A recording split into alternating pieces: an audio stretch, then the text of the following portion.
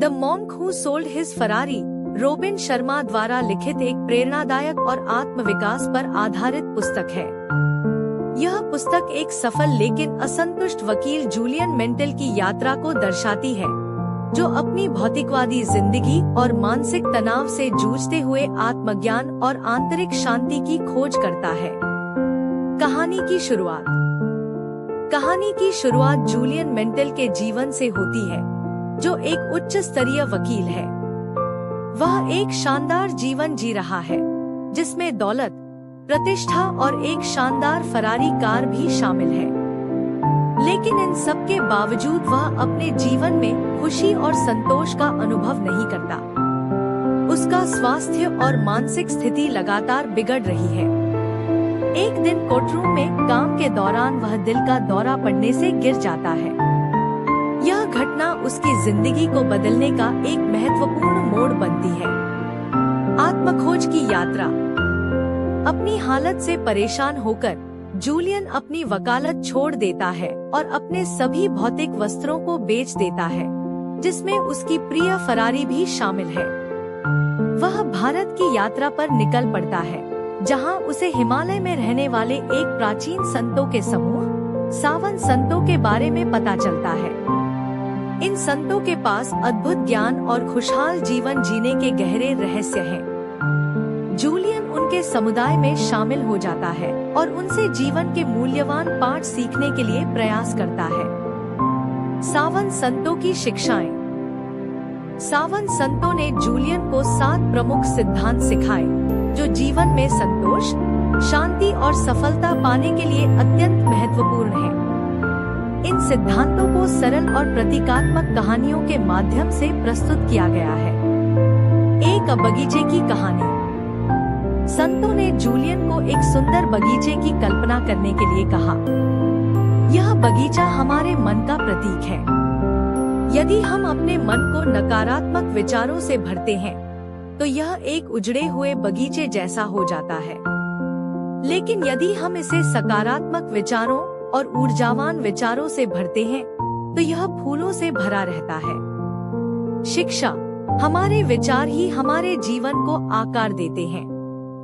सकारात्मक सोच को अपनाएं और अपने मन को नकारात्मकता से मुक्त रखें। 2. लाइट हाउस का महत्व। जूलियन को यह सिखाया गया कि जीवन में एक स्पष्ट उद्देश्य और लक्ष्य होना जरूरी है। जिस प्रकार एक लाइट हाउस नाविकों को रास्ता दिखाता है, उसी प्रकार हमारे जीवन में लक्ष्य हमारी दिशा तय करते हैं। शिक्षा। अपने जीवन के लिए स्पष्ट और प्रेरणादायक लक्ष्य निर्धारित करें।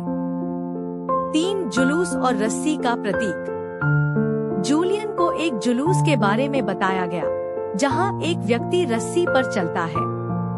यह हमें सिखाता है कि जीवन में संतुलन और अनुशासन बनाए रखना कितना महत्वपूर्ण है। शिक्षा। अपनी दिनचर्या में संतुलन और अनुशासन बनाए रखें। शरीर, मन और आत्मा की देखभाल करें। 4. 100 साल की सोच। संतों ने जूलियन को यह सिखाया कि हमें अपना समय सोच समझकर उपयोग करना चाहिए। समय सबसे मूल्यवान संसाधन है और इसे बर्बाद नहीं करना चाहिए। शिक्षा।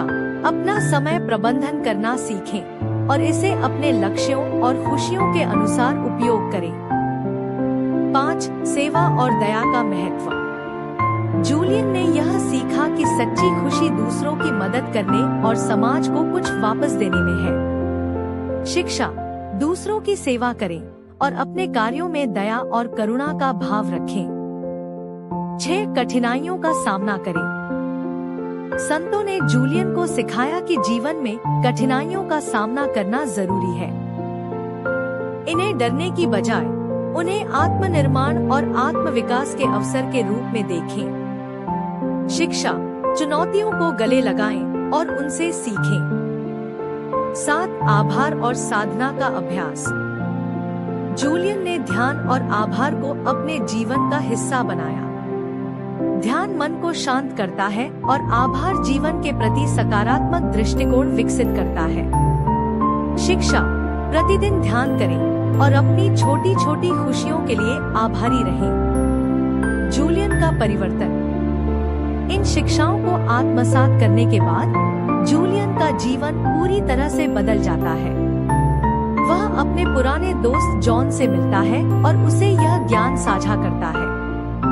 जॉन, जो खुद तनाव और जीवन में उलझनों का सामना कर रहा होता है, जूलियन की कहानियों और शिक्षाओं से प्रेरित होता है। पुस्तक की मुख्य संदेश। The monk who sold his Ferrari हमें यह सिखाती है कि भौतिक सुख सुविधाएं और पैसा जीवन में सच्चा संतोष नहीं ला सकते।